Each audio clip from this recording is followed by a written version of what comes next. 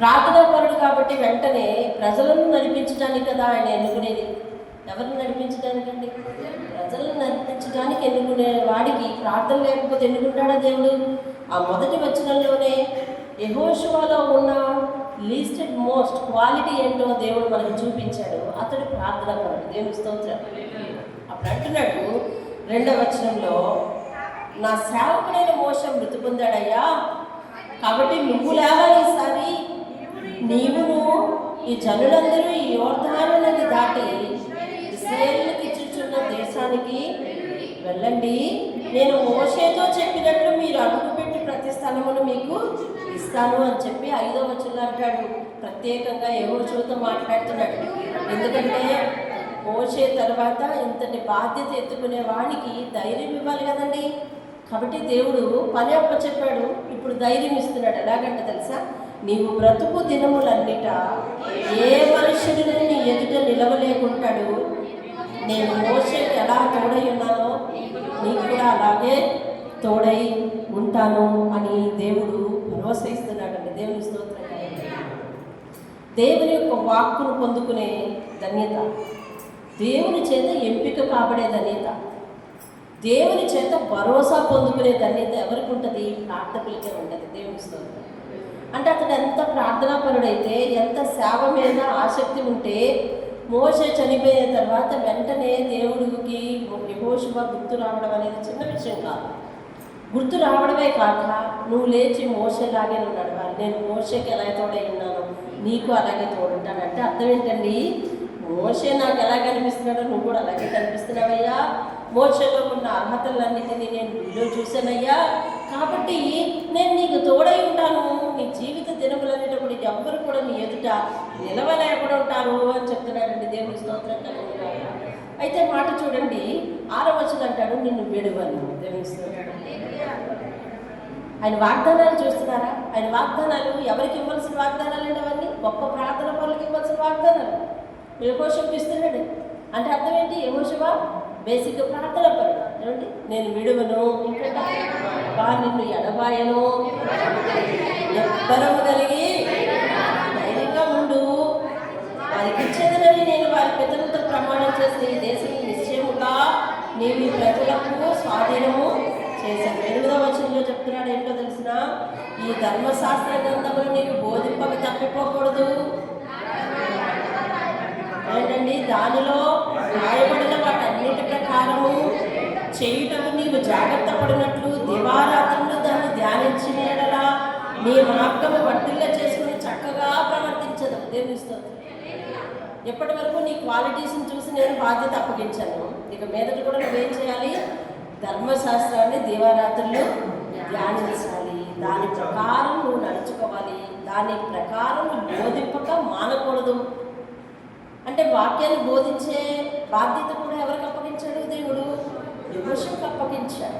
నిన్ను విడవను ఎడబాయని చెప్తున్నాడు. నువ్వు కూడా ధర్మశాస్త్ర ప్రకారం నడుచుకో. సేవకుల ముందు ఏం చేయాలండి?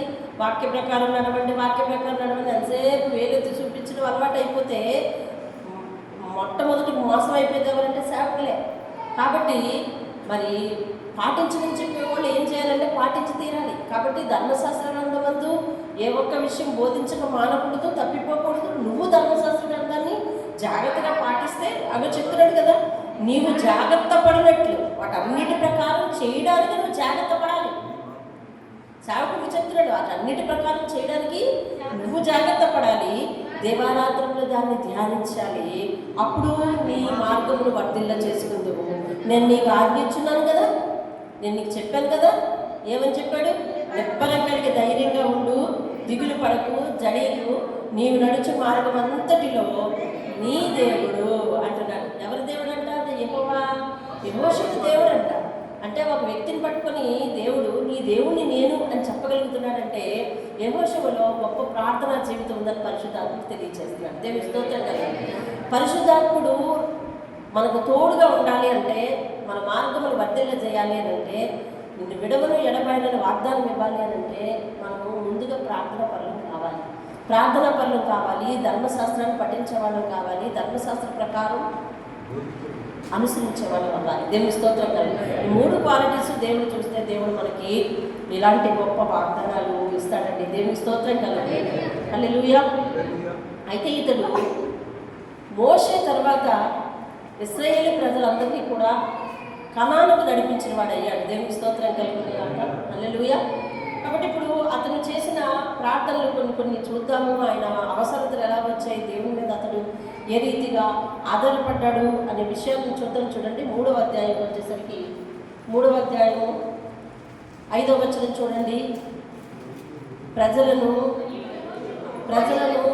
దేవుని కొరకు ఎలా సిద్ధపరుస్తున్నాడు. మరియు యెహోషువ, రేపు యెహోవా మీ మధ్య అద్భుత కార్యములను చేయును గనుక మిమ్మల్ని మీరు పరిశుద్ధపరచుకోండి అని జనులకు ఆజ్ఞ ఇచ్చను. ఏం చేయమంటున్నాడు? మిమ్మల్ని మీరు పరిశుద్ధపరచుకోండి అని చెప్తున్నాడు. పరిశుద్ధత గురించి మాట్లాడే వాళ్ళు ఎవరంటే ప్రార్థన చేసేవాళ్ళు. ఎందుకంటే దేవుడు ప్రార్థన చేసే వాళ్ళకి పరిశుద్ధ జీవితం నేర్పుతాడు.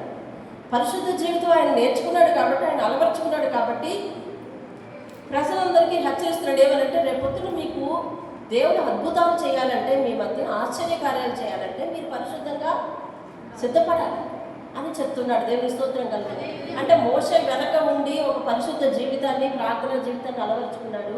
అలాగే ఇప్పుడు ప్రజలను నడిపించేటప్పుడు కూడా వాళ్ళందరికీ మాదిరిగా ఉండటం కోసం కూడా ఇతడు ఇంకా ప్రార్థనా జీవితాన్ని అలవర్చుకున్నాడు, పరిశుద్ధ జీవితాన్ని అలవర్చుకున్నాడు. ఒక ప్రార్థన చేసేవాడు మాత్రమే పరిశుద్ధత కోసం మాట్లాడగలడు. కాబట్టి ప్రార్థన చేసేవాడు, దేవుడు మనతో చెప్పాడు, ప్రార్థన చేసేవాడు పాపము చేయలేడు, పాపం చేసేవాడు ప్రార్థన చేయలేడు. కాబట్టి ఇతడు ప్రార్థనలో పరిశుద్ధతతో సిద్ధపడ్డవాడు. కాబట్టి ఆ ఇశ్రాయేలు ప్రజలందరినీ పిలిపించి వాళ్ళతో అంటున్నాడు, రేపు మీ మధ్య, అనగా భవిష్యత్తులో మీ మధ్య, ఈ వాక్యాన్ని మనం కూడా తీసుకోవాలి. అలాగే భవిష్యత్తులో మన మధ్య దేవుడు అద్భుత కార్యాలు చేయాలి అని అంటే మనల్ని మనం ఏం చేసుకోవాలంట? పరిశుద్ధపరచుకోవాలి. దేవుని స్తోత్రం కాదు, మనలను మన మనసును పరిశుద్ధపరచుకోవాలంటే మనలో ఉన్న ఆ యొక్క ఏంటది భక్తిహీనతను లేదా అలసత్వాన్ని లేకపోతే నిర్లక్ష్యాన్ని అన్నింటినీ కూడా తీసివేసుకోవాలి. దేవుని ఎదుట నమ్మకంగా నడవాలి. దేవుని స్తోత్రం కలిగి ఇలా ప్రజలను సిద్ధపరుస్తున్నాడంటే దేవుని స్తోత్రం కలిగిన కాక. 17వ వచనం చూడండి. జనులు యెరికోను దాటగా యెహోవా నిబంధన మందసమున పోయి యాజకులు యోర్దాను మధ్య ఆరిన నేలను స్థిరముగా నిలిచిరి. జనులందరూ యోర్దానును దాటుట తుదముట్టు వరకు ఇశ్రాయేలీయులందరూ కూడా ఆరిన నేల మీద దాటుచూ వచ్చి. 13వ వచనం చదువుదాం ఒకసారి. సర్వలోకనాథుడగు యెహోవా నిబంధన మందసమున పోయి యాజకుల అరికాళ్ళు యోర్దాను నీళ్లను ముట్టగానే యోర్దాను నీళ్లు అనగా ఎగువ నుండి పారు నీళ్లు ఆపబడి ఏకరాశిగా నిలిచిపోయాను. దేవుని స్తోత్రం. ఇది యెహోషువ నాయకత్వంలో జరిగింది. యెహోషువ నాయకత్వంలో మీరు కనానుకు వెళ్తున్నప్పుడు మధ్యలో యోర్దాను నది అడ్డుగా ఉంది. ఆ యోర్దాను మీరు దాటాల్సి వచ్చినప్పుడు వారు యోర్దాను దగ్గరికి వెళ్ళారు. యెహోషువ ముందుగానే చెప్పాడు, మనందరికీ ముందు దేవుని మందసం నడవాలి, యాజకులు దాన్ని మొయ్యాలి అని చెప్పాడు. అంటే ఇప్పుడు వాళ్ళ సైన్యానికి అంతటికి ముందు ఎవరు నడుస్తున్నారు అంటే దేవుని మందసం మోసే సేవకులు నడుస్తున్నారు, వెనకతలు వీరందరూ నడుస్తున్నారు. యోర్దాను అడ్డంగా ఉంది. ఇప్పుడు యోర్దాన్ని దాటాలి. దేవుడు చెప్పాడు యోర్దాన్ని దాటమని చెప్పాడు. యోర్దాన్ని దాటమని చెప్పినప్పుడు ఎలా దాటాలి? కానీ దేవుని మాటలు పట్టుకొని దాటడానికి సిద్ధమైపోయామని యెహోషువ ఆజ్ఞ ఇచ్చేశాడు అందరికీ.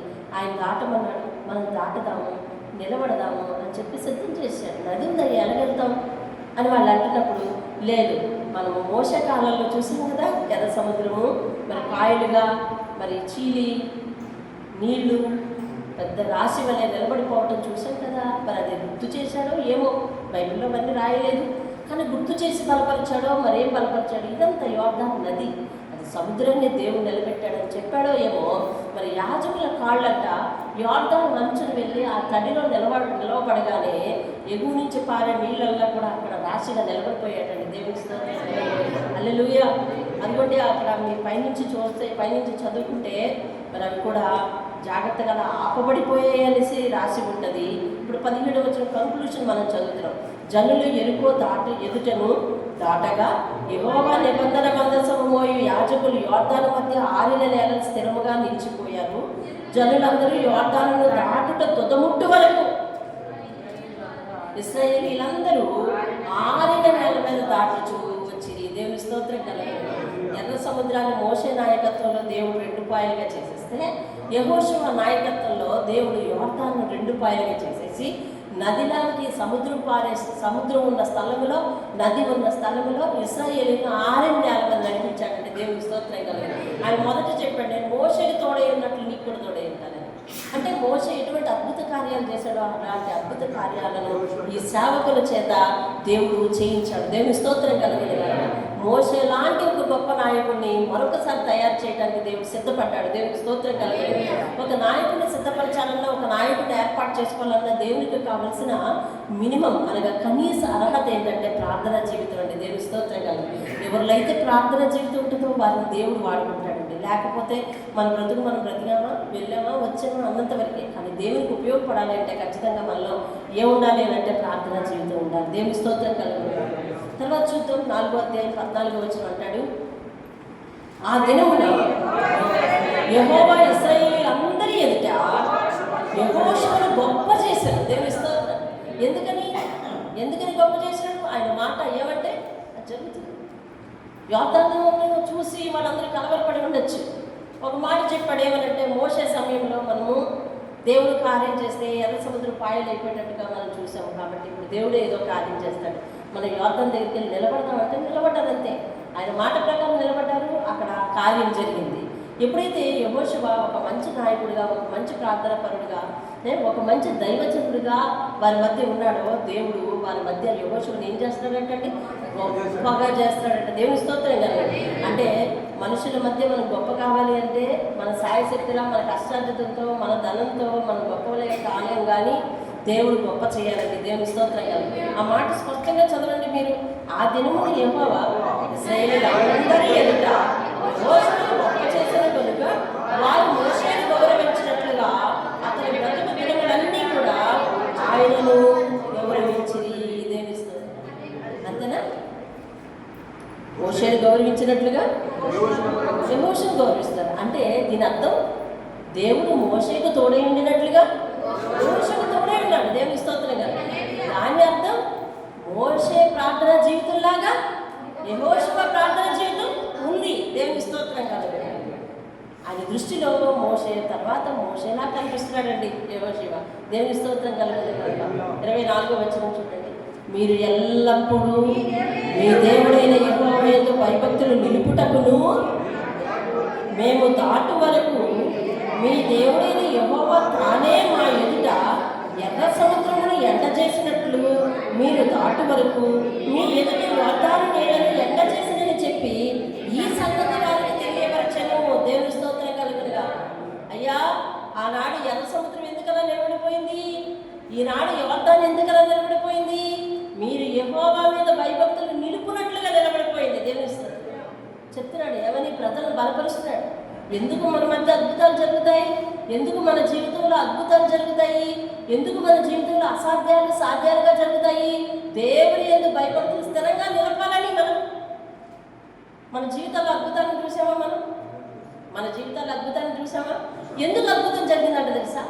ఇప్పుడు యెహోషువ కారణం చెప్తున్నాడు. ఎందుకు అద్భుతం జరిగిందంటే నువ్వు దేవుని యందు భయభక్తులు స్థిరంగా ఇంకా జీవితాంతం నిలుపుకుంటావని. మళ్ళీ ట్రైనింగ్ లేదు. అర్థమవుతుందండి? మనిషికి ఒక్కసారి దేవుడు అద్భుత కార్యం చేసి ఒక మాట చెప్తాడు ఏంటంటే, ఇదిగో నేను అద్భుత కార్యాలు చేసే దేవుడు, నువ్వు నా యందు భయభక్తులు నిలుపు, అంతే చాలు. రామస్వామి, నీకు అద్భుతం జరిగిందా? లేదు. దాని అర్థం ఏంటి తెలుసా? నేను అద్భుతాలు చేసే దేవుడు, నువ్వు నా యందు నిలబడు, అంతే. జీవితాంతం నిలబడు, అంతే. ఆ అద్భుతం ద్వారా దేవుడు మనకు చెప్పే మాట అంట. అంతేగాని మనం అద్భుతాలు పొందుకొని మరలా మనకు ఏమి కానట్టుగా మనం ఉండిపోయామనుకోండి, మరి దేవుడు బలపరచడానికి అస్తమాట అద్భుతాలు చేస్తూ ఉంటాడు, మనం ఏం తప్పిపోతూ ఉంటామా? అలా కాకూడదు. ఇదిగో ఇప్పుడు చెప్తున్నాడు, ఇదిగో ఆ రోజు విషయం కూడా గుర్తు చేస్తున్నాడు యెహోషువ. ఆ రోజు ఎర్ర సముద్రంలో నీళ్ళు ఎందుకలా ఆగిపోయాయండి?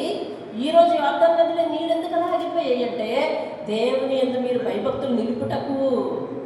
మాట వింటున్నారా? దేవుని యందు మీరు భయభక్తులు నిలపడానికి. దేవుని స్తోత్రం కలిగి. అంతేగాని అద్భుతాలను చూసి ఆహా ఓహో ఆ నిమిషానికి దేవుని పొగటానికి లేదా దేవుని సేవకులను పొగటానికి కాదండి. దేవుని యందు భయభక్తులు స్థిరంగా నిలుపుకోవడానికి. దేవుని స్తోత్రం కలిగి.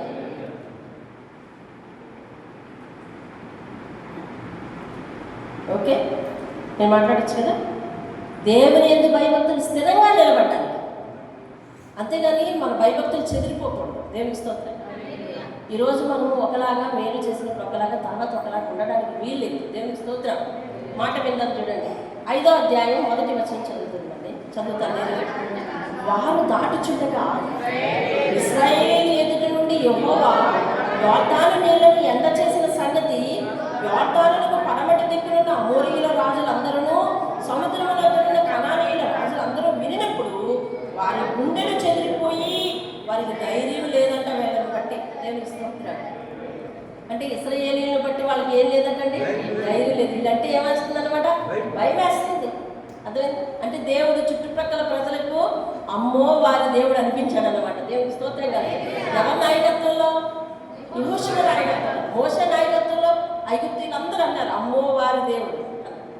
మోషేని చూసి ఏమన్నారు, అమ్మో మోషే వస్తున్నాడు అనేవారు కదా.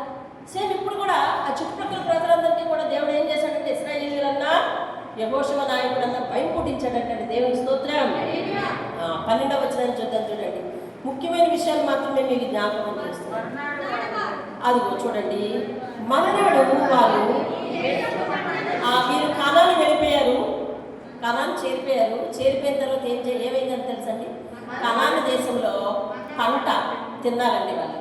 కనాను దేశంలో పంట తిన్నారు. ఇప్పుడు ఏం తినేవారు?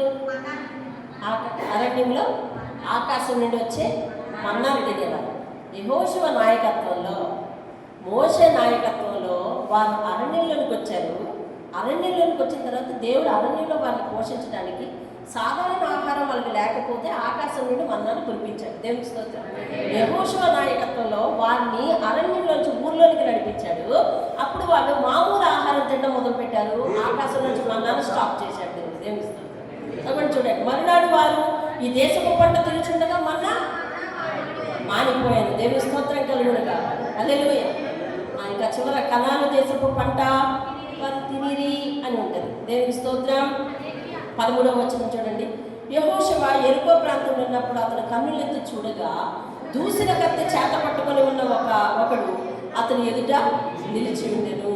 అప్పుడు ఆయన అంటున్నాడు, నీవు మా పక్షంలో ఉన్నవాడుగా, మా విరోధుల పక్షంలో ఉన్నవాడుగా అని అడుగగా అతడు, కాదు, యెహోవా సేనాధిపతిగా నేను వచ్చి ఉన్నాను అనేను. యెహోషువ నేల మట్టుకు సాగిలపడి నమస్కారం చేశాడండి. దేవుని దూతను చూసినట్లే భయపడి వణికిపోయి సాగిలి పడిపోలేదు. అయ్యా అసలు నువ్వు ఎవరి పక్షంలో వచ్చినవాడు అడిగాడు. నేను యెహోవా పక్షంలో వచ్చాను అని అనగానే నేల మట్టుకు సాగిలి పడ్డాడండి. దేవుని స్తోత్రం. ఆయన వినయానికి మార్పు ఇది. నేల మట్టుకు సాగిలపడి మరి ఆ దూతకు నమస్కారము చేసినట్టుగా మనం చూస్తున్నాం. దేవుని స్తోత్రం కలుగును కాదు.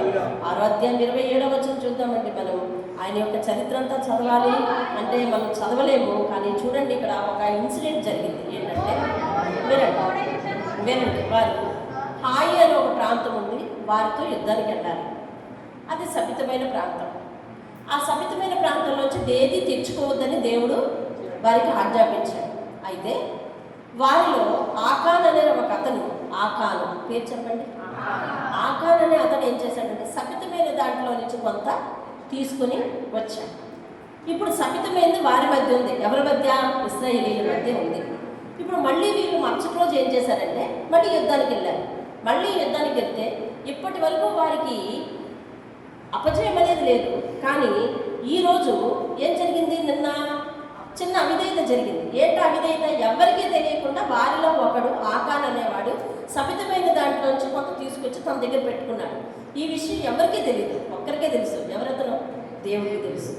దేవుడికి తెలుసు, అప్రకృతికే తెలుసు. కాబట్టి మరుసటి రోజు యథావిధిగా యుద్ధానికి వెళ్ళిపోయారు.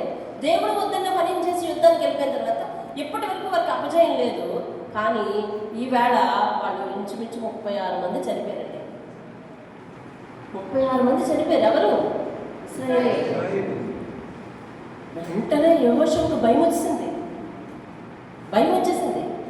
ఇలాంటి సందర్భాలు జరిగినప్పుడు ఎంత ప్రార్థకుడైనా ఎంత నాయకుడైనా భయం కలగదండి. భయం వచ్చింది. కానీ ఆ భయాన్ని బట్టి ఆయన చేసిన పని ఏంటి చూడండి. 7వ వచనం 6వ వచనం. యెహోషువ తన బట్టలు చింపుకొని తాను ఇశ్రాయేలు పెద్దలను సాయంకాలం వరకు యెహోవా మందసం ఎదుట నేల మీద ముఖములు మోపుకొని తమ తలల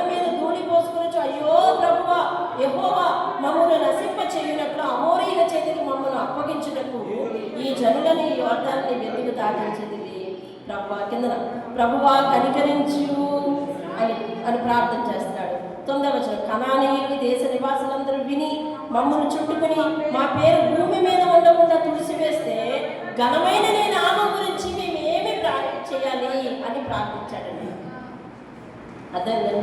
అంటే వాళ్ళందరూ ఈరోజు 36 మందిని చంపారు, రేపు మిగతా వాళ్ళని చంపిస్తే మేము యోర్దాను నది దాటి వచ్చింది వేరే చేతిలో నశించటానిక? మరి మరి మిగతా వాళ్ళందరూ అలా నశించిపోతే నీ అద్భుతమైన నామాన్ని బట్టి, ఘనమైన నామాన్ని బట్టి ఏమి చేయాలి ప్రభువా అని ప్రార్థించాడంట. చూసారా, అతనికి భయం కలిగినట్టే ఏం చేశాడంటే దేవుని దగ్గర ప్రార్థించాడు. ఉదయం నుంచి సాయంకాలం వరకు ముఖము నేలను మొక్కుకొని దుఃఖించి ప్రార్థించాడంటండి. దేవుని స్తోత్రం కలిగిన కాక అప్పుడు దేవుడు చెప్తున్నాడు, నువ్వు ఎందుకు నేల మీద తల మోపి ప్రార్థిస్తున్నావు? నువ్వు లే, అసలు మీలో సహితమైంది ఒకటి ఉంది, అందుకే నేను మీతో కూడా యుద్ధానికి రాలేదు అని చెప్పినప్పుడు అది ఎవరు అలాంటి పని చేశారో మరి యెహోషువ జనం అందరినీ పిలిచి మీలో ఒకటి సభితమైంది ఉన్నది, అందుకే దేవుడు మనతో పాటు యుద్ధానికి రాలేదని అందరినీ పిలిచి చెప్పినప్పుడు ఆకాన్ అనేవాడు బయటికి వచ్చి 21వ వచనం చూడండి. 20వ వచనం 7వ అధ్యాయం 20వ వచనం, ఆకాను యెహోషువతో ఇశ్రాయేలు దేవుడైన యెహోవాకు విరోధముగా నేను పాపము చేసినది నిజం అని ఆయన ఒప్పుకున్న తర్వాత ఆ యొక్క యుద్ధానికి మళ్ళా తెరపడింది. దేవుడు వారిని ఆ కోపోద్రేకాల నుంచి మళ్ళుకుని వారికి జయం కలుగజేశాడు. దేవుని స్తోత్రం కలిగి. అయితే దేవుడు యెహోషువకు ఒక ఆజ్ఞ ఇచ్చాడు. ఏమనంటే మొదట చదివినప్పుడు ఒక ఆజ్ఞ ఇచ్చాడు. ఏమని? ధర్మశాస్త్రం గ్రంథంలో నుంచి ఏది కూడా నువ్వు బోధించడానికి తప్పిపోకూడదు. నువ్వు చదవాలి. ఎలా చదవాలంట? దివారాత్రులు మీద చదవాలి. మరి దాన్ని నువ్వు చేయుటకు దాని విషయంలో నువ్వు చాలా శ్రద్ధ తీసుకోవాలని దేవుడు చెప్పాడు. ఇప్పుడు ఇశ్రాయేలీలందరూ కూడా ఆకాన్ ఇన్సిడెంట్ వల్ల కొంచెం డిస్టర్బ్ అయ్యారు. ఆకాన్కి దేవుని భయం లేకపోయింది. అందుకే కదా తప్పు చేశాడు. తప్పు చేయడం వల్ల ఏమైంది? వాళ్ళల్లో 36 మంది చనిపోయారు. కాబట్టి వెంటనే నేనేం చేశాడంటే లాభం లేదు, వీళ్ళకి దేవుని వాక్యం చదివి వినిపించాలని చెప్పి వాళ్ళందరి కోసం దేవుని వాక్యాన్ని ఎక్కడ తేగలడు? అందరికీ ఎలాగో చదివి వినిపించగలడు. కాబట్టి ఆయన ఏం చేశాడో చూడండి. 30వ వచనం, 8వ అధ్యాయం 30వ వచనం నేను చదువుతున్నాను, జాగ్రత్తగా వినండి. మోషే ధర్మశాస్త్ర గ్రంథంలో వ్రాయబడిన ప్రకారము యెహోవా సేవకుడైన మోషే ఇశ్రాయేలీయులకు ఆజ్ఞాపించినట్లు యెహోషువ ఇశ్రాయేలీల దేవుడైన యెహోవా నామమున బలిపీఠమును ఇనుప పనిముట్లను తగిలింపని కారురాళ్లతో ఏబాలు కొండ మీద కట్టించాడు. దాని మీద వారు యెహోవాకు దహన బలులు, సమాధాన బలులు అర్పించారు. మోషే ఇశ్రాయేలీయులకు రాసి ఇచ్చిన ధర్మశాస్త్ర గ్రంథమును ఒక ప్రతిని అతడు అక్కడ ఆ రాళ్ల మీద రాయించాను. ఒక ప్రతిని అంటే ఒక కాపీని అక్కడ రాళ్ళ మీద రాయించడానికి ఎంతకాలం పడుతుందండి? ఎంత శ్రమ పడుతుంది, ఎంత టైం పడుతుంది కదా. అయినా కూడా ప్రజలందరి చేత వాక్యం చదివించడం కోసం మోషే ధర్మశాస్త్ర గ్రంథాన్ని అంతటినీ కూడా ఒక ప్రతిని రాళ్ళ మీద రాయించేటట్టండి అక్కడ. చూడండి. ఇంకా అప్పుడు ఇశ్రాయేలీయులు దీవించుటకు యెహోవా సేవకుడైన మోషే పూర్వం ఆజ్ఞాపించింది జరగవల్లని పరదేశులేమి వారిలో పుట్టిన వారేమి ఇశ్రాయేలీయులందరూ వారి పెద్దలను, వారి నాయకులను, వారి న్యాయాధిపతులను యెహోవా నిబంధన మందసమును పోయి యాజకులైన లేవీయుల ముందర ఆ మందసములకు ఈ వైపున ఆ వైపున నిలిచిరి. వారిలో సగం మంది గెరెజీము కొండ ఎదుటను, సగం మంది ఏబాలు కొండ ఎదుట నిలవగా యెహోషువ ఆ ధర్మశాస్త్ర గ్రంథంలో రాయబడిన వాటన్నిటిని బట్టి ఆ ధర్మశాస్త్ర వాక్యములన్నిటినీ అనగా దాని దీవెన వచనము, దాని శాప వచనము చదివి వినిపించెను. స్త్రీలను, పిల్లలను వారి మధ్య నుండి పరదేశంలో వినుచుండగా యెహోషువ సర్వ సమాజం ఎదుట మోషే ఆజ్ఞాపించిన వాటన్నిటిలో చదువక విడిచిపెట్టిన మాట ఒక్కటి లేదు. దాని అర్థం మోషే ధర్మశాస్త్రంలో ప్రతి మాటను రాళ్ళ మీద అతడు చెక్కించెను. అంతే. రాళ్ళ మీద చెక్కించకుండా ఏ వాక్యాన్ని ఆయన విడిచిపెట్టలేదు. చూసారా, రాళ్ళ మీద చెక్కించకుండా ఏ వాక్యాన్ని ఆయన విడిచిపెట్టలేదు. రాళ్ళ మీద రాయించినవి ప్రజలు చూస్తుండగా ఈయన చదువుతున్నాడండి. ఈయన చదువుతున్నాడంట. చూసారా అక్కడ మీరు చదివారా 33వ వచనంలో మందసం మోయి యాజకులు లేవీయులు ఉన్నారు వాళ్ళలో. అవునా అవునా? మందసం మోయు యాజకులు. యాజకులు అంటే దేవునికి బలి ఇచ్చేవారు కదా. లేవీయులు కూడా ఆయన సేవకులు. లేవీయులు ఉంటుండగా యాజకులు ఉంటుండగా ధర్మశాస్త్ర గ్రంథం ఎవరు చదివి వినిపించాలి? యాజకులే కదా. అవునా? యాజకులు సేవకులే కదా చదివి వినిపించాలి. కానీ యెహోషువ తానే స్వయంగా తానే స్వయంగా ప్రజలందరికీ చదివి వినిపించాడండి దేవుని స్తోత్రం. ఒక నాయకుడు ఇతరుల కొరకు కష్టపడాలండి, ఇతరుల కొరకు కష్టపడాలి. యాజకులు ఉన్నారు, లేవీయులు ఉన్నారు, మీరు చదివి వినిపించండి అనొచ్చు.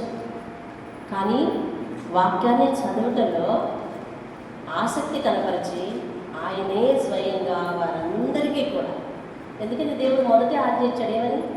ఈ గ్రంథంలోని మాట బోధింప తప్పిపోకూడదు అని ఇచ్చాడు.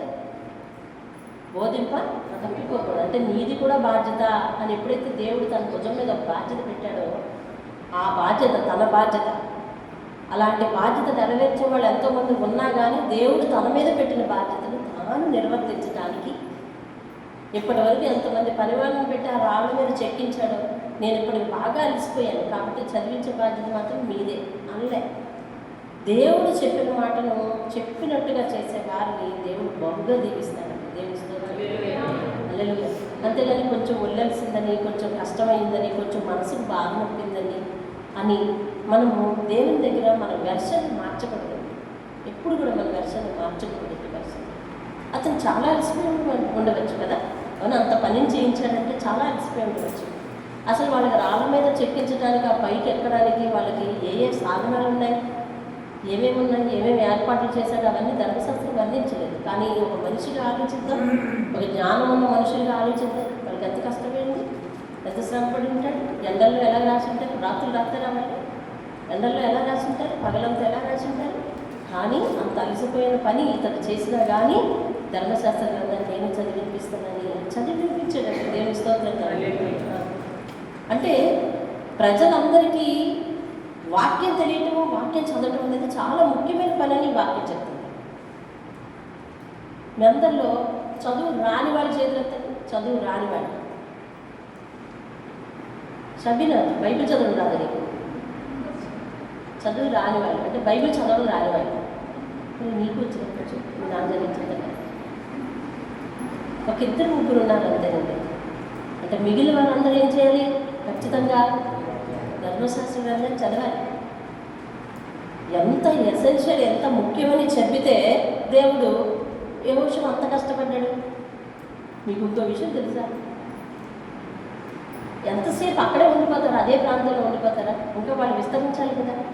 అయినప్పటికీ అక్కడ బలిపీఠం కట్టించి అక్కడే వాటిలో స్థిరంగా నిలవ ఉండేలాగా యెహోషువ గొప్ప ఏర్పాటు చేశాడు. ఎంత శ్రమ ఉంటుందో ఆలోచించండి. ఈరోజు మనకి చాలా ప్రింటెడ్ పుస్తకాలు, అది కూడా ఇంతంత బైబిల్ కొనుక్కునే వాళ్ళు బరువు పోయినని అనుకుంటే ఇంకా సైజు తగ్గించేసుకోవచ్చు.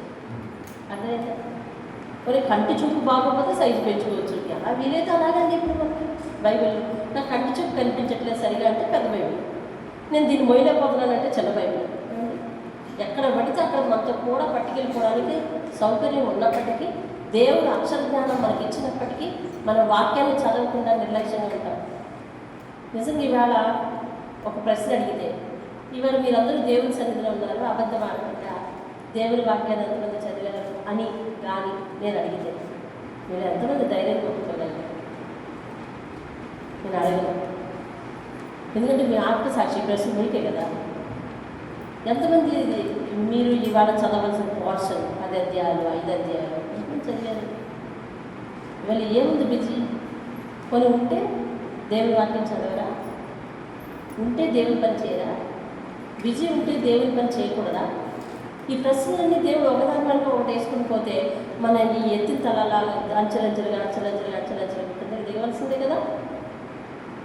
ఏం చెప్తాం దేవుని ఎదుట?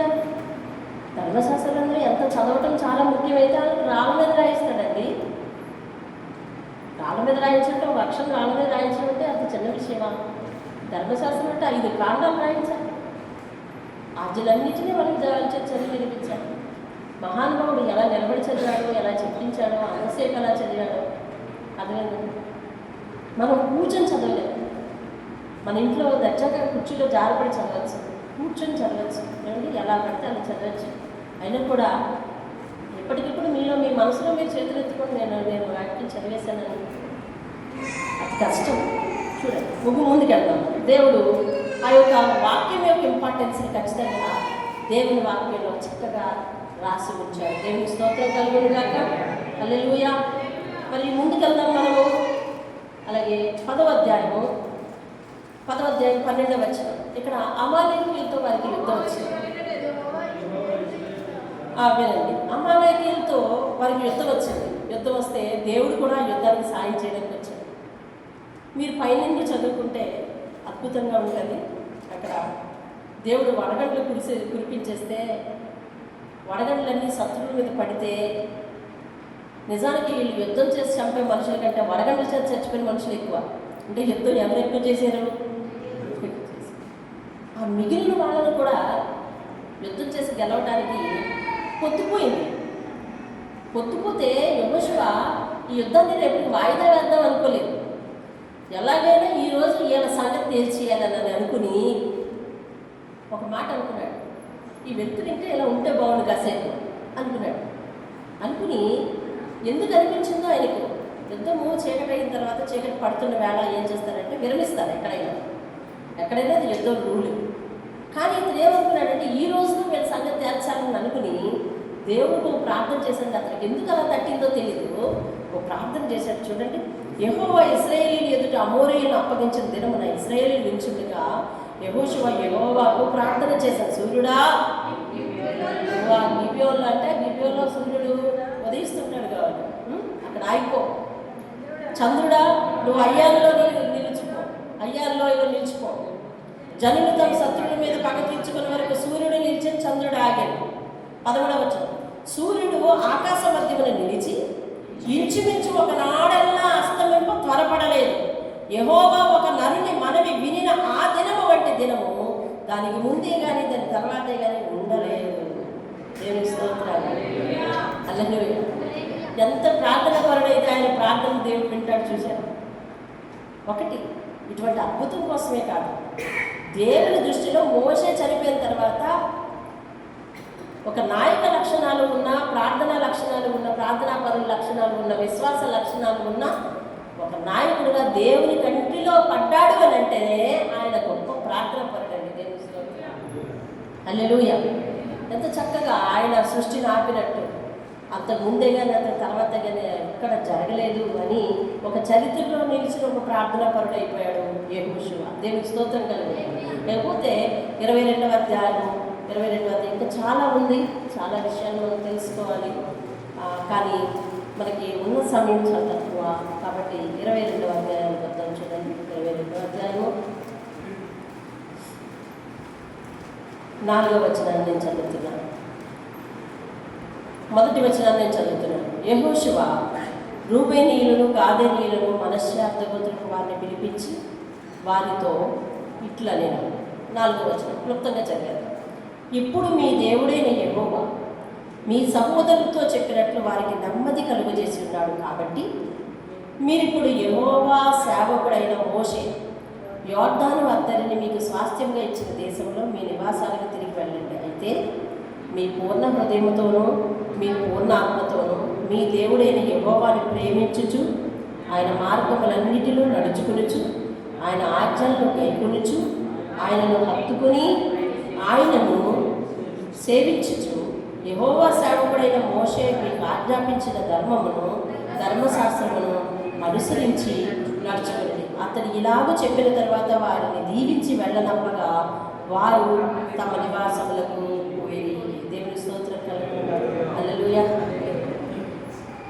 వాళ్ళందరికీ ఒక విషయం చెప్పాడు, దేవుడు మీ అందరికీ మేలు చేశాడు కాబట్టి మీరందరూ ఆయన సేవకుడైన మోషే ఆజ్ఞాపించిన ధర్మశాస్త్రాన్ని పాటించాలి.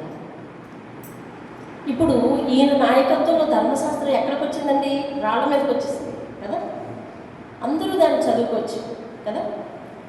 ఇప్పుడు యెహోషువ వాళ్ళందరితో హెచ్చరిస్తూ, మీరు నేను రాళ్ళ మీద రాయించిన ధర్మశాస్త్రాన్ని మాత్రం ఎవరు మీరకండి అని అనొచ్చు. అర్థమవుతుందండి? మీరు అర్థం చేసుకున్నారా? ధర్మశాస్త్రము మోషే సిద్ధపరిచాడు.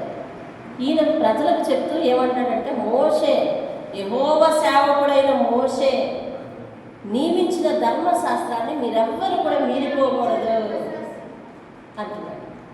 మరి యెహోషువ ఇలా అనొచ్చు కదా. తాను ఎంతో కష్టపడ్డాడు ధర్మశాస్త్రాన్ని రాయించడానికి, రాళ్ళ మీద రాయించడానికి తాను ఎంతో కష్టపడ్డాడు. కాబట్టి నేను రాళ్ళ మీద కష్టపడి చెక్కించిన ధర్మశాస్త్రాన్ని ఎవరు మీరిపోకూడదు అనొచ్చు కదా.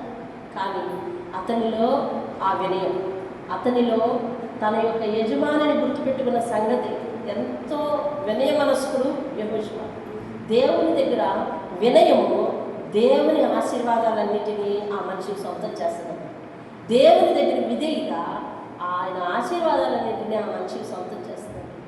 దేవుని దగ్గర నువ్వు ఎంతైతే తల వంచుకొని ఎదుటి వారిని గనపరుస్తుంటావో, దేవుని గనపరుస్తుంటావో. ఇప్పుడు చూడు, ఈ ఘనత మోషే అయితే ఒక ప్రతి కూర్చొని రాసుకుంటాడు.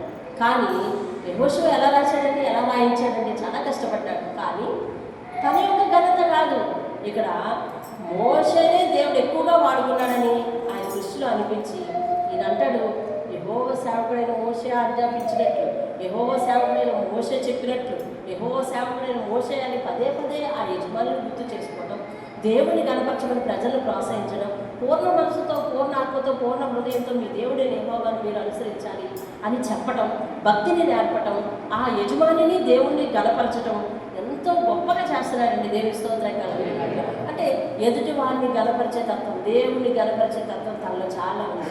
అందుకని దేవుడు ఏం చేశాడంటే, మోషేని గనపరిచినట్టే యెహోషువను కూడా ప్రజలందరి మధ్య గనపరిచాడంటే దేవుని స్తోత్రం కలుగుతుంది. మళ్ళీ చెప్పాడు వాళ్ళతో, అయ్యా మీరు మీ దేవుడైన యెహోవాని ఎలా అనుసరించాలంటే, పూర్ణ హృదయంతోనూ పూర్ణ ఆత్మతోనూ మీ దేవుడైన యెహోవాని ప్రేమిస్తున్నాను అనటం కాకుండా ఆయన మార్గములన్నిటినీ కూడా మీరు చాలా జాగ్రత్తగా ఆయన ఆజ్ఞలను అనుసరిస్తూ హత్తుకుని నడవాలి అని చెప్పి ఒకటి గుర్తు చేస్తున్నాడు. ఏమని గుర్తు చేస్తున్నాడో తెలుసా?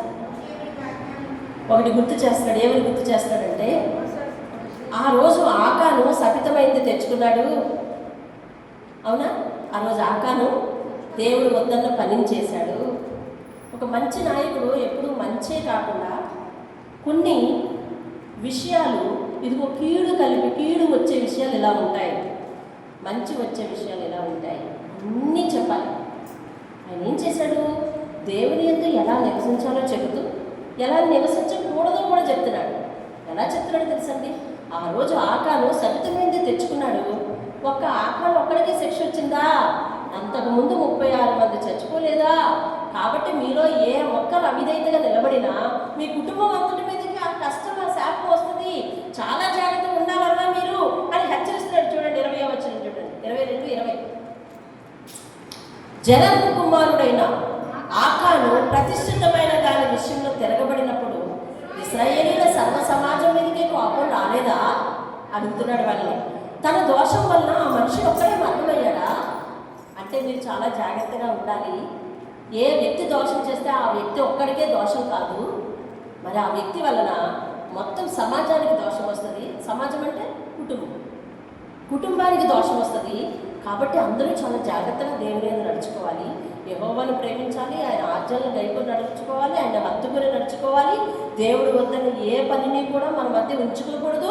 అందువలన పాపం చేసిన ఒక్కడి కాదు సుమా, ఆ పాపం ఇంటందరికీ తగులుతుంది అని యెహోషువ ప్రజలందరినీ కూడా హెచ్చరించి దేవుని పట్ల జనులను భయభక్తులతో నిలుపుతున్నాడండి. దేవుని స్తోత్రం హల్లెలూయా.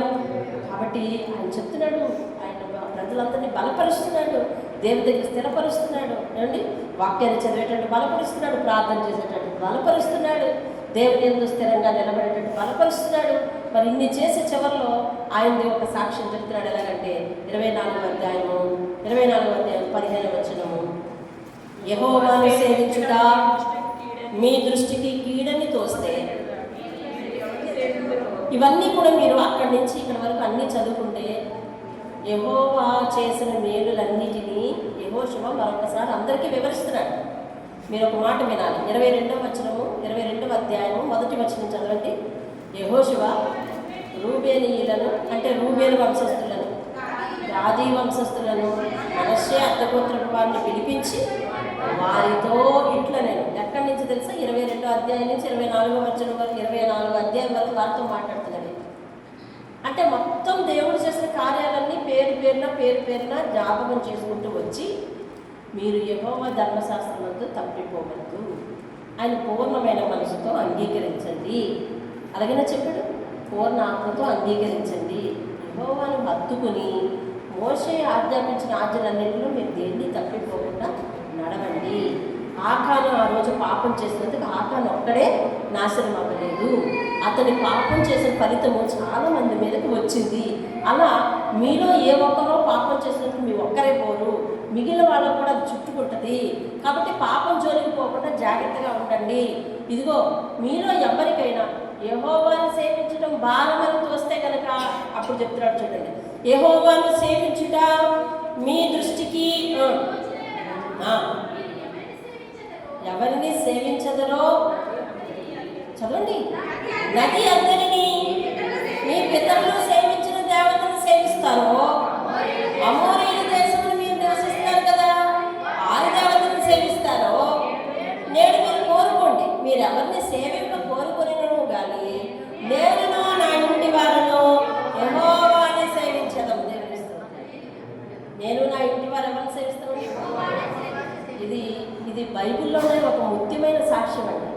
ముత్యం లాంటి మాట చూస్తున్నాం మనం, ముత్యం లాంటి సాక్ష్యం అండి. నేను నా కుటుంబం, అతని కుటుంబం మీద ఎంత కమాండ్ ఉందో చూడండి. నేను నా కుటుంబం అండి, దేవుని సన్నిధిలో ఉంటాను అని చెప్తాను. ప్రార్థన జీవితంలో, ఆత్మీయ జీవితంలో కుటుంబం మీద కమిట్మెంట్ ఉండాలండి మనకి. తెలుసా మీకు? ఇంట్లో పెళ్లి తలపెట్టామనుకోండి, దానికి కావాల్సిన ఏర్పాట్లన్నీ చేయాలి. చెప్పండి, భార్య భర్తలు ఇరువురు కలిసి చేస్తారా లేదా? కలిసి చేస్తారా లేదా? లేదు, ఒక ఫంక్షన్ పిలిచారు, ఆ ఫంక్షన్కి మనం వెళ్ళాలి. ఇద్దరు ఒక కమిట్మెంట్ మీద. వాళ్ళకి ఎంత ఇవ్వను, వాళ్ళకి ఏ వస్తువు పట్టుకెళ్ళాలి, మాట్లాడుకుంటారు లేదా? అలా మాట్లాడుకోకుండా ఏ ఇంట్లో జరుగుతుందా? లేదు. ఇంట్లో కొన్ని వస్తువులు అయిపోయాయి, పలానా వస్తువులు అయిపోయినాయి అని నువ్వు చెప్తావు. నువ్వు ఇచ్చిన చీటి ఆయన బర్రమని చింపేసి, నేను ఇది ధ్యానం, నేను తెచ్చినవే చెయ్యి అంటున్నారా? ఏ ఇంట్లోనేనా అంటున్నారండి? ఏ ఇంట్లోనేనా? మణి అలా అంటున్నాడా? దాని లేదు. ఇవన్నీ కావాలా అంటాడు. వల్ల ఏదో మర్చిపోయేవా అంటున్నాడు కదా. అంటే ప్రతి విషయంలో మీ ఇద్దరికి ఒక కమిట్మెంట్ ఉంది, అదే రావలక్ష్మి ఇల్లు కడుతున్నారు, కట్టుకోవాలనే కమిట్మెంట్ వచ్చేట్లేదు ఇద్దరు కలిసి. డబ్బులు ఎక్కడి నుంచి తేవాలి? కమిట్మెంట్. ఎలా తీర్చాలి? కమిట్మెంట్. ఏ ఆకారంలో కట్టుకోవాలి? కమిట్మెంట్. అన్ని విషయాలలో, మన కుటుంబాలలో అన్ని విషయాలలో భార్య భర్తల మధ్య, కుటుంబం మధ్య కమిట్మెంట్ ఉంటుంది. వేరే ఆత్మీయ జీవితం దగ్గరికి వచ్చేసరికి మీకు కమిట్మెంట్ ఉండదు.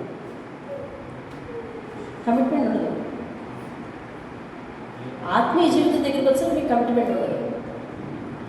మీరిద్దరూ కలిసి ఉంటారు సన్నిధిలో. కారణాలు ఏవైనా కావచ్చు. చాలా చోట్లండి, చాలా సంఘంలో, ఇంకా నేను సంఘాన్ని బట్టి కొన్నిసార్లు చాలా గర్విస్తూ అంటే అతిశయిస్తూ, గర్వం అన్నది దాన్ని అతిశయిస్తూ ఉంటాను, సంతోషిస్తూ ఉంటాను మానసికంగా.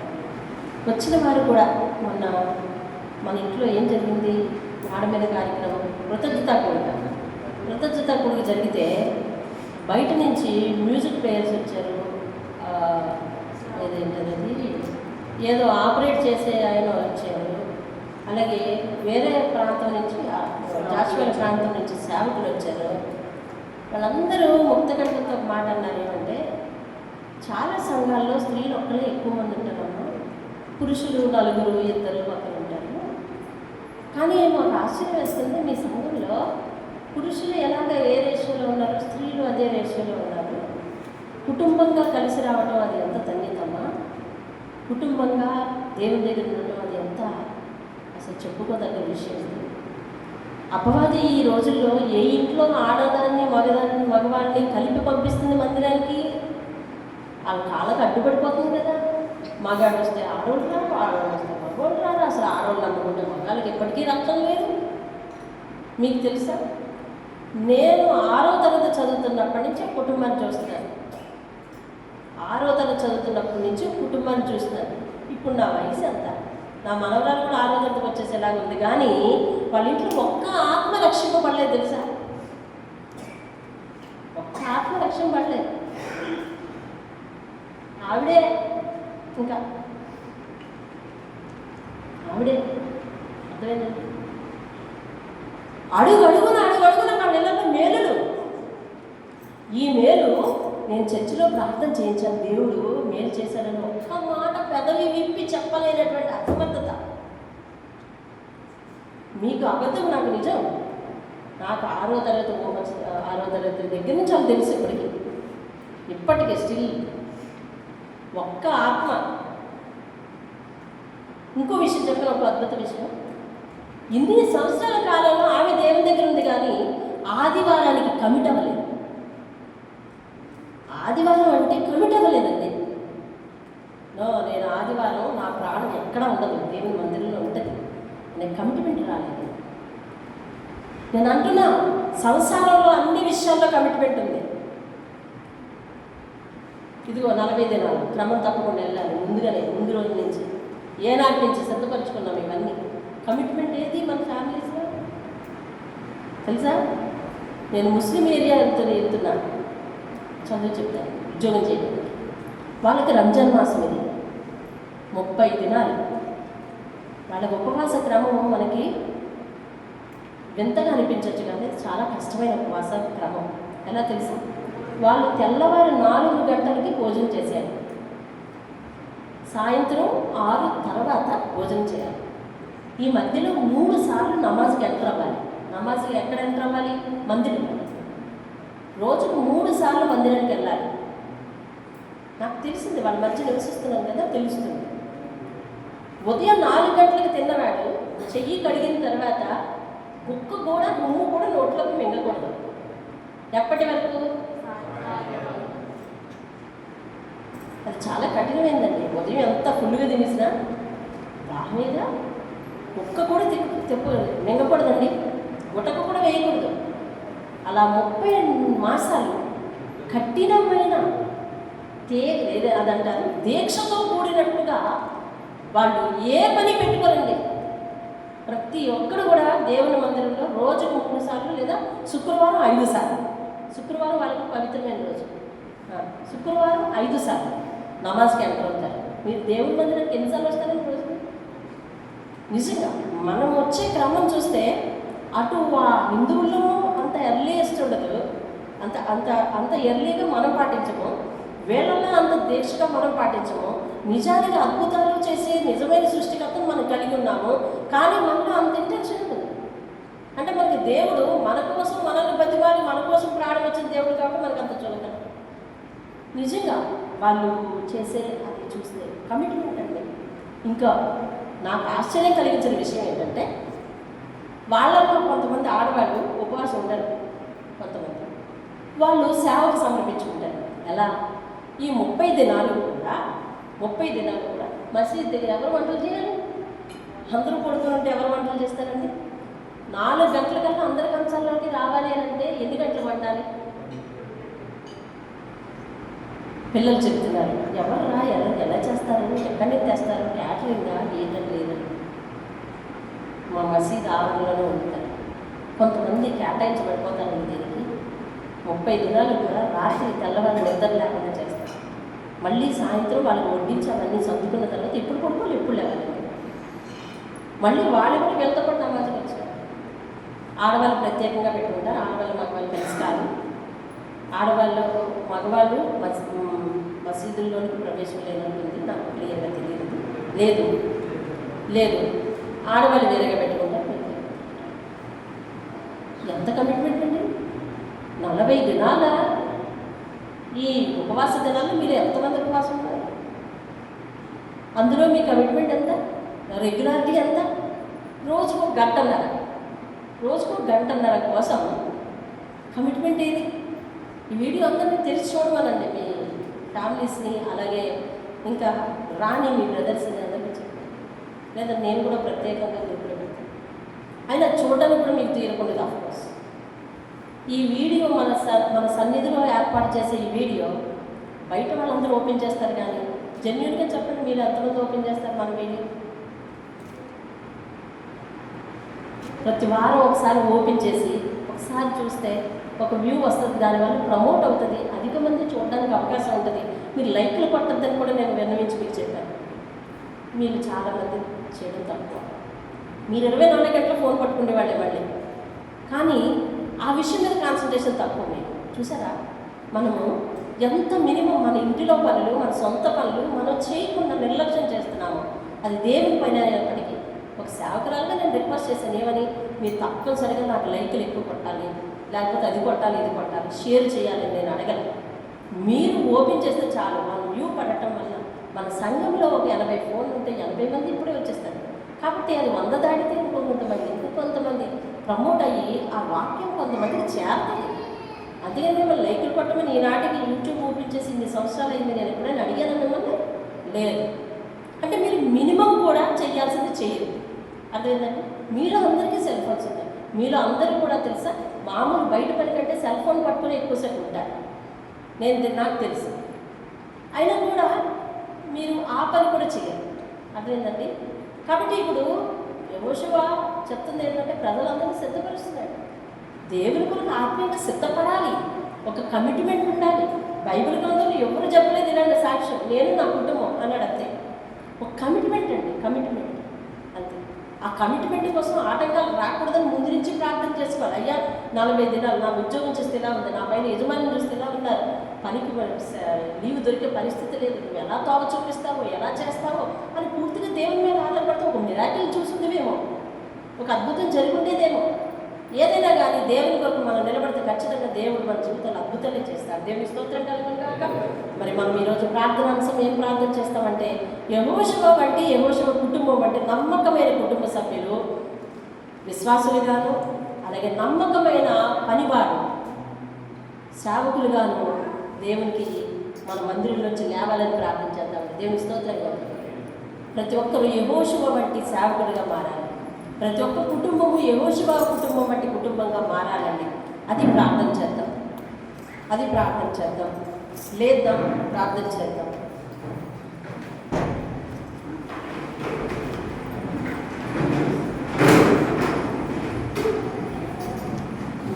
త్వరగా సిద్ధపడాలి అందరూ. వాళ్ళ సన్నిధిలో ప్రతి ఒక్క కుటుంబం అలా తయారవ్వాలి. ఇక కలిసే కుటుంబాలు కూడా అలా కలవాలి. అలాగే యెహోషువ వంటి గొప్ప సేవకులు లేవాలి. ప్రార్థన చేద్దాం. పరిశుద్ధుడా, పరిశుద్ధుడా, పరిశుద్ధుడా, పరిశుద్ధుడా, పరిశుద్ధుడా, పరిశుద్ధుడా, పరిశుద్ధుడా, సర్వోన్నతుడా దేవా, నీకు వందనాలు, వందనాలు, వందనాలు, వందనాలు తండ్రి. ఈరోజు ఒక గొప్ప ప్రార్థకుడిని, నాయకుడిని, అయా తండ్రి, నీ పనివాడిని, సేవకుడిని ప్రభువా మా ముందుంచిన దేవా నీకు స్తోత్రాలు చెల్లిస్తూ ఉన్నాం ప్రభువా. యెహోషువ జీవితం బట్టి ప్రభువా తండ్రి నాయన, మోషే తర్వాత నీ కంటిలో పడ్డ ప్రథమ నాయకుడు బాబు నీకు స్తోత్రాలు చెల్లిస్తున్నా. మోషేకు తోడై ఉండినట్టు యెహోషువకు తోడై ఉన్న దేవా అయ్యా, ఎవరి జీవితంలో అయితే ప్రార్థనా శక్తిని మీరు చూస్తారో వారికి నాయన నీ మేలు లేని కొదువు చేయని వాడా నీకు స్తోత్రములు చెల్లిస్తున్నాను బాబు. అయ్యా తండ్రి, యెహోషువ జీవితాన్ని బట్టి అనేక విషయాలు నేర్చుకున్నాం. ప్రజలను బలపరిచే స్థితి, పరిశుద్ధమైన స్థితి, పరిశుద్ధంగా సిద్ధపరిచే స్థితి, నీ వాక్యాన్ని గౌరవించే స్థితి, వాక్యాన్ని నాయన తండ్రి నాయన ప్రజలందరూ చదివే వెసులుబాటు కల్పించే స్థితి, వాక్యానికి విలువిచ్చే స్థితి, వాక్యాన్ని అనుసరించే స్థితి, అయ్యా కుటుంబం అంతా కూడా నిన్ను వెంబడించే స్థితి ప్రభువా. ప్రజలను పాపం కొరకు హెచ్చరించే స్థితి, సభితమైనది మనలో ఉండకూడదని హెచ్చరించే స్థితి, భక్తి భావంలో హెచ్చరించే స్థితి, అయ్యా అనేక మందిని బలపరిచే స్థితి ప్రభువా. అయ్యా నీ పేరున యుద్ధాలు జరిగించే స్థితి, ప్రార్థించిన ప్రార్థనయ్యా గొప్ప ప్రార్థన వాళ్ళు మా ముందు ఉంచినందుకు నీకు స్తోత్రాలు చెల్లిస్తున్నాం. వాళ్ళ జీవితంలో మేము నేర్చుకున్న అనేక అంశాలను మీ చేతికి అప్పగిస్తున్నాం తండ్రి దేవా. అయ్యా తండ్రి నాయన దినము ప్రార్థిస్తున్నాం.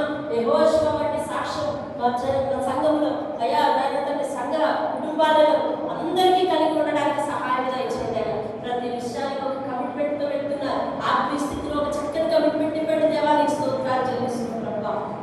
నేను నా ఇల్లు, నా ఇంటి వారందరూ కూడా యెహోవాను మానక సేవించదన్న స్థితి మరి దయచేయండి బాబు, నీకు స్తోత్రాలు. అలాగే సంవత్సరాల తరబడి ప్రభా నేను దాని చెప్పిన ఉదాహరణలో ఆమె అయ్యా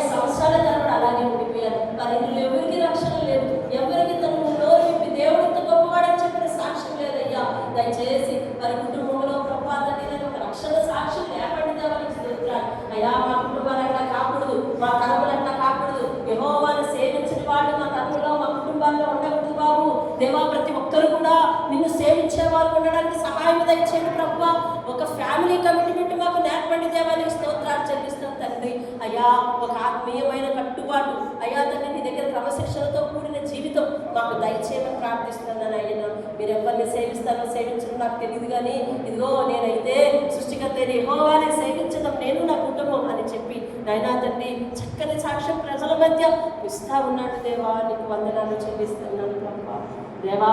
అయ్యా తండ్రి నాయన అటువంటి సాక్ష్యము కలిగిన కుటుంబాలు, అటువంటి సేవకులు మాలో నుంచి రావాలి ప్రభా. మా కుటుంబాలన్నీ అలాంటి కమిట్మెంట్ ఉన్న కుటుంబాలుగా మారాలి ప్రభా. ఎదురయ్యే ప్రతి స్థితికి దేవుని కొరకు కష్టమైనా భరించి ఆ పని నేను చేస్తాను అనే స్థితిలో యెహోషువ ప్రభా ఎంతో కష్టాన్ని భరించి ఆ వాక్యాన్ని రాళ్ళ మీద రాయించడమే కాక తన నోటితో తాను చదివి వినిపించాడయ్యా దేవా. నీ కొరకు భారాన్ని భరించే శ్రమను భరించే సేవకులు లేవాలి దేవా. నీకు స్తోత్రాలు. యువకులు అలాగే మిగిలిన నడివయస్కులు అయ్యా తండ్రి అందరూ ఎవరికి సేవ మీద ఆసక్తి కలిగితే వారు ఇదిగో దేవుని కొరకు నేను పోరాడి పనిచేస్తాననే సేవకులు లేవడానికి సహాయం దయచేయండి. మీ నామానికి మహిమ తెచ్చుకోండి. మోషే మీద ఉంచిన ఆత్మ, యెహోషువ మీద ఉంచిన ఆత్మ, నీ సేవకుల మీద ఉంచిన ఆత్మ ఇదిగో అటువంటి ఆశక్తి ఎవరి మీదకి వస్తుందో వారి మీద కూడా నాయన నీ ఉపకారాత్మ వారి మీద కూడా ఉంచమని ప్రార్థన చేస్తుంది. అటు అభిషేకంతో వారిని కూడా నింపి నడిపించమని యేసయ్య అతి శ్రేష్టమైన నామంలో బ్రతిమాలుకుని అడిగి వేడుకుంటున్నాను పరమ తండ్రి. ఆమేన్ ఆమేన్. ప్రార్థన చేద్దాం, అందరం కలిపి చెప్తాం. యేసు రక్తమే జయము, శిలువ రక్తమే జయము, యేసు నామమే సంపూర్ణ విజయం కలుగును గాక, అపవాది క్రియలకు అనంత నాశనం కలుగును గాక. ఆమేన్ ఆమేన్. తండ్రి అయిన దేవుని ప్రేమ, కుమారుడైన యేసుక్రీస్తు వారి యొక్క కృప, పరిశుద్ధాత్మ యొక్క అన్యోన్య సహవాసము, సమాధానం, సమర్పణ సదా మనందరికీ కలుగజేయును గాక. ఆమేన్ ఆమేన్. అందరికీ దేవుని పేరు వందనాలండి. చిన్న అనౌన్స్మెంట్.